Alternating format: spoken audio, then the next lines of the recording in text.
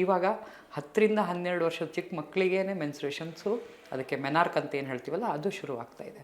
ಅಂದರೆ ageing factor ಫೀಮೇಲಲ್ಲಿ ತುಂಬ ಜಾಸ್ತಿ ಆಗ್ತಾಯಿದೆ. ಯಾಕೆಂದರೆ ಸೊ ಮೇಲ್ ನೇಚರು ಅಥವಾ ಬಾಡಿ ಟೆಕ್ಸ್ಚರು ಅಥವಾ ಬಾಡಿದು ಇದು ಏನಿದೆ ಒಳಗಡೆ ಆ ಹಾರ್ಮೋನ್ ಸೆಕ್ಟರ್ಸೇ ಬೇರೆ ಇರುತ್ತೆ ಆ್ಯಂಡ್ ಫೀಮೇಲ್ ಹಾರ್ಮೋನ್ ಸೆಕ್ಟರ್ಸೇ ಬೇರೆ ಇರುತ್ತೆ. ಅವ್ರದ್ದು ಭಾವನೆಗಳೇ ಬೇರೆ ಇರುತ್ತೆ, ಮೇಲ್ ಭಾವನೆಗಳೇ ಬೇರೆ ಇರುತ್ತೆ. ಅವ್ರದ್ದು ನೇಚರ್ ಆಫ್ ಎಕ್ಸಿಸ್ಟೆನ್ಸ್ ಇದು ಏನಿದೆಯಲ್ಲ ಅದೇ ಬೇರೆ ಇದೆ. ಇದು ನಾನು ಸೋಷಲಿಸಮ್ ಮಾತಾಡ್ತಾ ಇಲ್ಲ, ಫಿಸಿಕಲ್ ಮೆಡಿಕಲ್ ಟರ್ಮಲ್ಲಿ ಹೇಳ್ತಾ ಇದ್ದೀನಿ.